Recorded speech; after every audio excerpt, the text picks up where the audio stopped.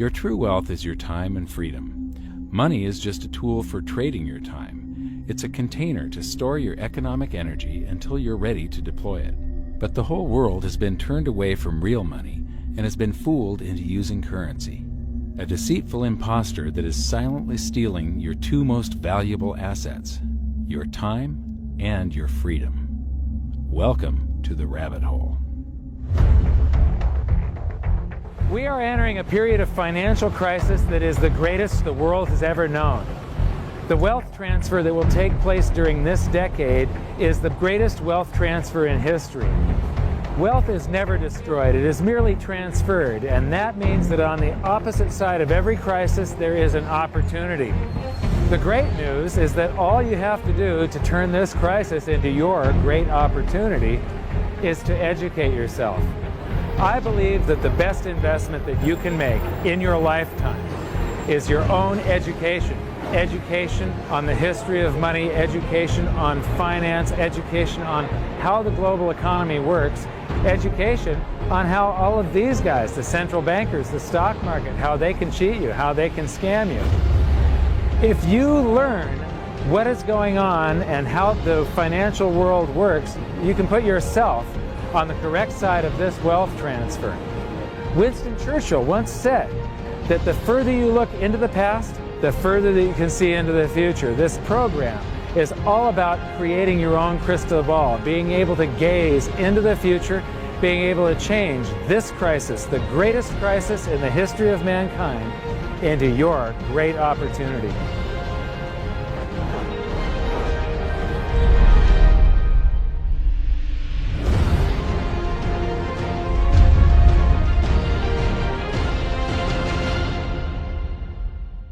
The hidden secrets of money, some of them are hidden in plain sight. They're like right in front of you. The way the monetary system works is something that isn't actually hidden away from all of us. It's out in the open, but it's complex and people just they can't see how it works. It's hard for them to imagine that we're living in such a hoax. Others are meant to be secret, but the truth is slowly coming out, like the Federal Reserve being a private corporation and not really part of the U.S. government. But when I started studying this, what I found was that there was no place that I could point people to where they could get it all in one spot. And so I basically decided to write my book about it and consolidate monetary history, economics, the markets, fundamentals of gold and silver. There's a lot of smoke and mirrors in economics, and I've sort of made it my job to lift the fog for people.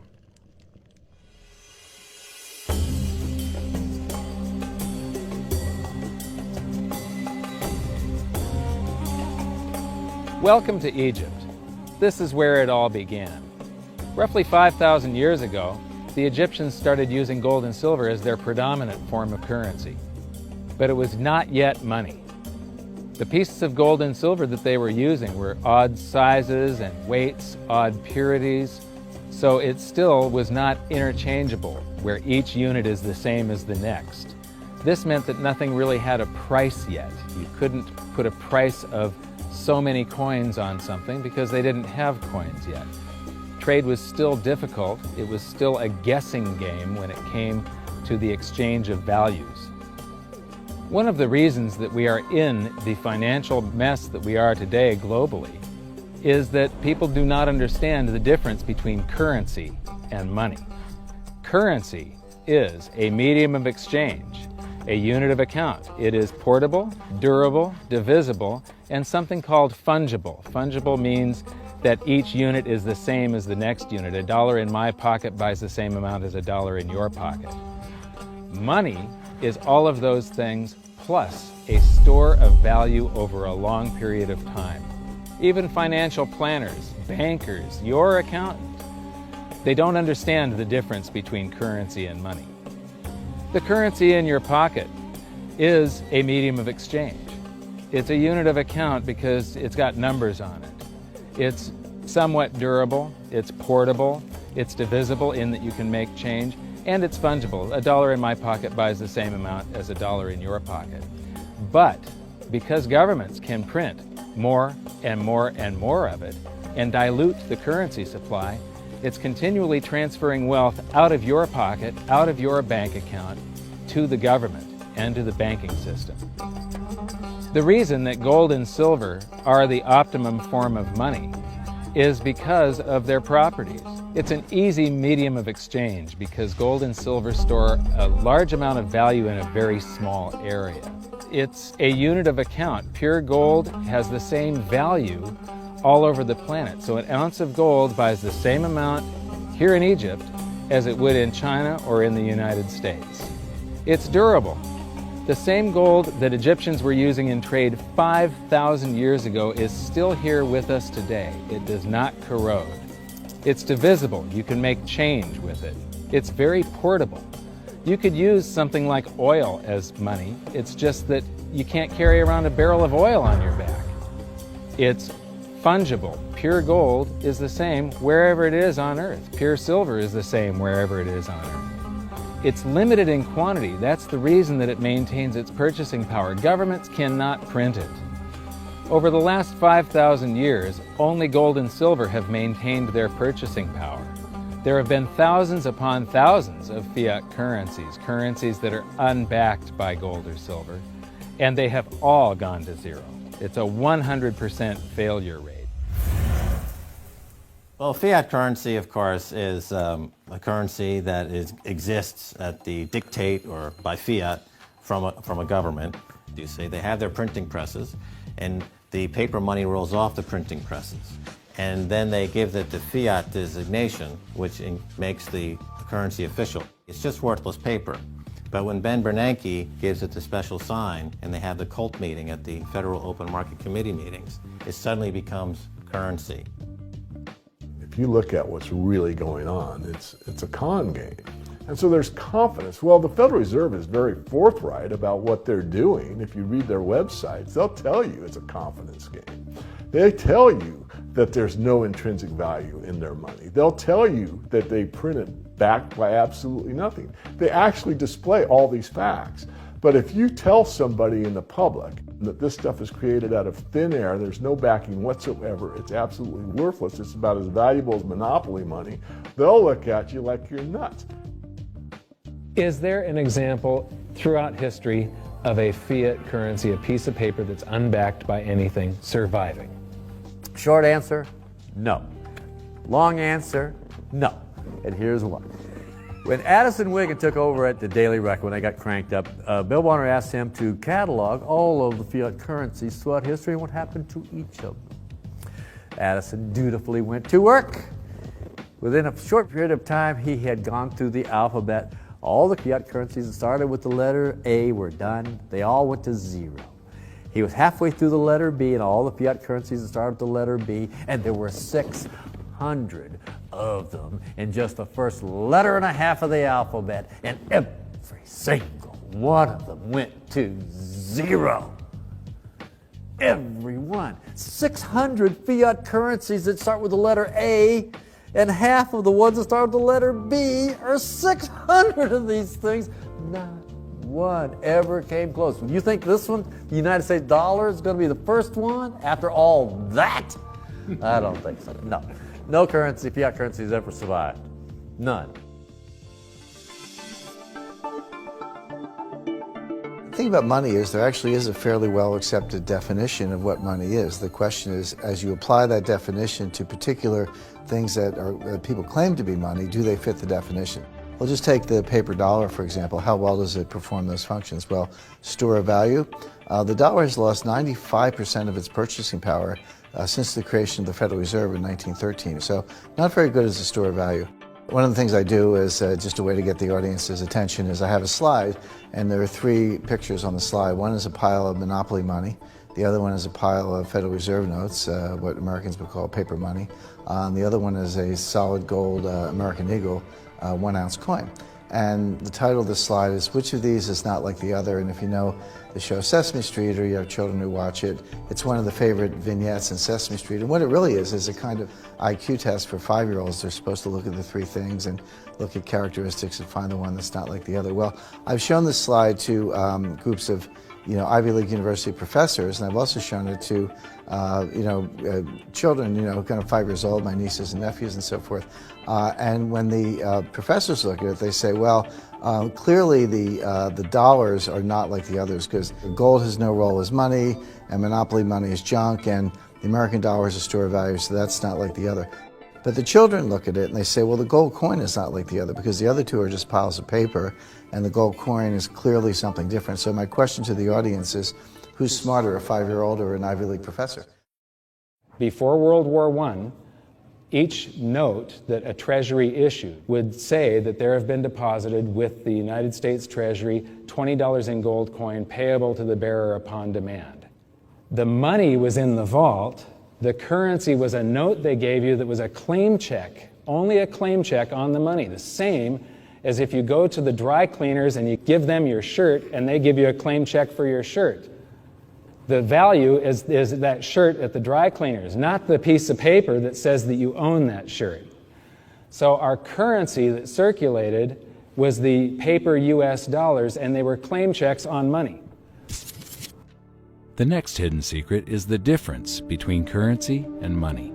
Money must be a store of value and maintain its purchasing power over long periods of time.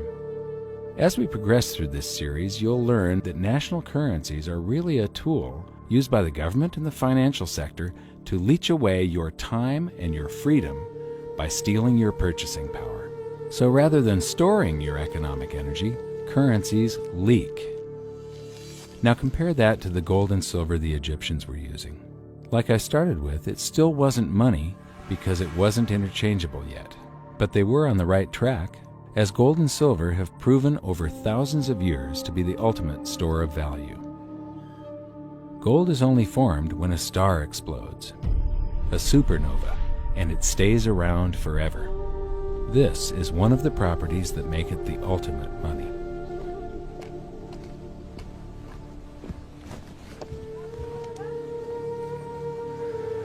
People are amazed that after 5,000 years, the pyramids are still here. But what I'm more amazed at is that the currency that the people that built this were using, that currency, that gold and silver that they were using in trade on a daily basis, is still around today. It may have been melted down and re-refined, and it's in a coin or a bar or in some piece of jewelry, but it's still with us today, and it still purchases something. Yes, it is the ultimate money because there is nothing else even in the same league. It's divisible, it's permanent, it's a store of value, it's a unit of account. It's got everything you want out of money, but it doesn't go away, and it can't be increased. That is what makes gold the most beautiful money of all. What more could you ask out of a money? It keeps governments under control. You can maintain a solvent system. Governments don't like gold at present because they're getting away with the fiat currencies, and they'll do everything they can to discredit it as an asset class. I mean, my goodness, gold has outperformed the Dow Jones Industrial Average in each of the last 7 years, yet it's not considered a legitimate asset class. Why? Again, it's the fear that maybe gold will be imposed on the system, that it will constrain government ability to spend beyond its means. They can't print it. They can't print it, no. The proper definition of inflation, I use Milton Friedman's definition. Inflation is an expansion of the currency supply. Deflation is a contraction of the currency supply. If you expand the currency supply, eventually prices will rise. And if you contract the currency supply, eventually prices will fall. This is a pool, but it's not a pool of water. This is the currency pool. And these are prices. And if you expand the currency supply, prices like a sponge in water have to rise to suck up the excess currency. Governments never stop printing more currency and adding currency to circulation. Therefore, prices keep on going up, not because the stuff that you're trying to buy is changing. The real estate doesn't change. What has changed is the currency purchases less and less. It's the currency going down, not prices going up. The truth is, what we have that makes our world work right now is a big story. None of it's real. It's all just promises. And if you think about it, that's how currency began to work in the beginning. You know, before we had currency, we had barter. I'll give you 3 coconuts and you give me 4 fish, because that's kind of a fair exchange on coconuts to fish.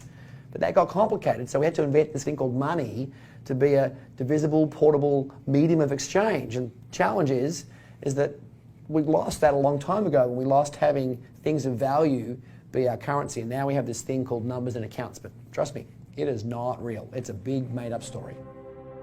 One of the biggest make-believe stories ever is called quantitative easing, which sounds complex, but it's really just a smoke and mirrors term for currency creation. QE started with the banking bailouts back in 2009. This currency was created out of thin air and then given to the banks, who paid themselves record bonuses in reward for crashing the world economy. This is a global phenomenon, but all you have to remember for now is that whether it's QE bailouts or stimulus programs, these are all just voodoo, hocus-pocus terms for increased currency creation. I believe gold and silver will reassert themselves as money. And when they do, there just isn't enough. And their purchasing power is going to go up many, many, many times. Egypt is an amazing place. There's a franticness about it, and utter chaos, especially like the traffic. But when it comes to like all of the merchants that are trying to get every last dime out of you, you get fleeced to the point where you come back with an empty wallet. But you know what? They're amateurs compared to Wall Street. In the past several years, I've spoken in many countries about the crisis that's coming, and a lot of people think that they're going to be okay in their country, that it's only going to happen to the United States or maybe the United States in Europe. But what they don't realize is that this is a global phenomenon. I got to show you something here. This is base currency in the United States. This is the number of paper dollars that exist, basically. It took 200 years to go from no dollars in existence to 825 billion. And then we had the bailouts, and then we had QE1, quantitative easing 1, then QE2, and then we had QE3, and then QE4, and then soon we're going to have QE57 and QE382. And it isn't just here. This is what the Canadian currency supply looks like. This is Australia, South Africa, Russia. Now, this starts out in just the year 2001, and this is like 18 times more currency in existence in a little over a decade. Here's Singapore, same story. Look at that, since the crisis, just bam. India, China, every government on the planet is doing this insane deficit spending and expanding their currency supplies, doing bailouts. And history shows that there is no example of this turning out well. It is sometimes amazing that we haven't experienced more inflation than we have. If they keep expanding the money supply so vastly, why aren't our prices growing faster than they really are? And the answer is that a good chunk of the money that the Fed created has been shipped overseas. I remember early in my research, I heard this expression that the Americans have exported their inflation. I thought, what is that? How can you export your inflation? Put it in a box and send it out? What do you do?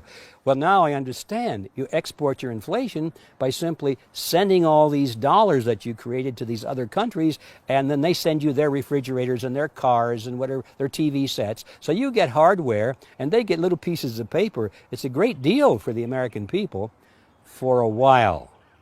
For a while. Sooner or later, all of those pigeons come home to roost. When the time comes, as it looks like it's now coming, when the rest of the world is saying, we don't want to play this game anymore, Uncle Sam's dollars are just becoming worthless, there are too many of them, we've got to find something else other than American dollars, then those dollars start to come back to America. People say, we don't want them anymore, what do we do with them? Once this revs up, and we've got this little trickle of money coming back that we previously exported, once it becomes a flood and it starts to rush back, now we are getting our former exported inflation brought back to us, and then we'll see the quantity of money inside the United States grow much more rapidly even than the Federal Reserve can create it, because we're getting a previous money back. And that's when we will really see the tanking of the US dollar in terms of what it will buy. During the second round of quantitative easing, global food prices went up 60%. And this created a humanitarian disaster for the 2 billion people on Earth who live on less than $2 a day. These people were hungry to start with, they became hungrier, and some of them started overthrowing their governments in North Africa and around the Middle East. So quantitative easing was the spark that ignited the Arab Spring. So that's it. When you create money, you get some sort of inflation. It just depends on where the inflation goes. It's all going down, down, down. Peasants are reeling from a game of coins and crowns. Given the premise that you have a permanent underclass or poor class, and how does inflation affect them disproportionately? It affects them basically in the percentage of their income that goes to food. And we see this as a ratio, and we know that there are some danger points. For example, in Egypt recently, once that ratio got to 40% of income going to food and the price of food rising due to inflation, when it got to 40%, that's historically a point where people actually stage a revolution. That's exactly what we saw. The French Revolution, similarly, was all around the price of food getting to a certain critical point where people simply, the risk-reward for revolution was favorable toward revolution.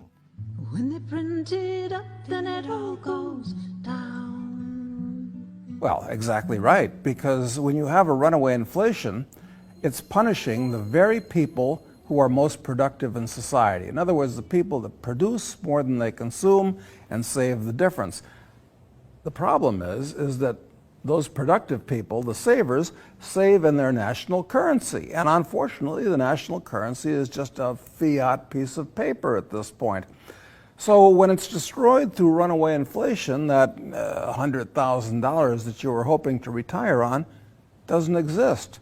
And the things that you were going to buy with it and provide for others don't exist either. Now what are you going to do? So that all seems pretty scary. However, this is going to happen, and you can only play the hand that you're dealt. But the great news is that gold and silver always end up doing an accounting of the expansion of the currency supplies. Basically, the will of the public and the free markets. When governments do this kind of stuff to their currency supply, they debase it. Eventually, it comes back in inflation. People sense the loss of their purchasing power. They rush back to gold and silver, and they bid the value of the gold and silver up in the country until it meets or exceeds the value of all the currency in circulation. This is a process that's been going on over and over again throughout history, except this time it's happening on a global scale. It has never before happened in all countries at once. And that means that this is the greatest wealth transfer in history. Therefore, it's the greatest opportunity in history, and it's not going to happen again in your lifetime. So now we've learned that your true wealth is your time and your freedom. Money is a trading tool that stores the economic energy that is your time and freedom, whereas currencies leak them away. Gold and silver are the ultimate money simply because of their properties. Fiat currencies are based solely on confidence and always return to their intrinsic value of zero. Governments don't like gold because it imposes restraint. Rising prices are a symptom of an expanding currency supply, and gold and silver always account for an expanding currency supply. So that's it for this episode. Join me next time as we begin to investigate how monetary history just repeats and repeats, and how gold and silver always win the battle between currency and money. Until then, my challenge to you is to stop calling currency money. It's a crucial first step towards setting your mind free of all this economic voodoo and changing your context. You can learn more by watching the bonus features on our website, and if you have any questions, you can post them there, and we'll answer some of your questions in future bonus features. So good luck, thanks for watching, and we'll see you next time.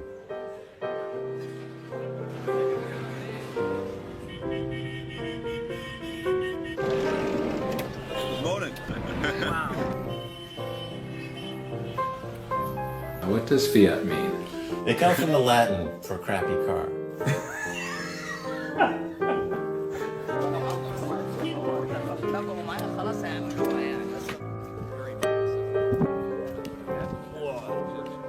In the desert in a suit. My camel died. You're not too sure about that, are you? Huh?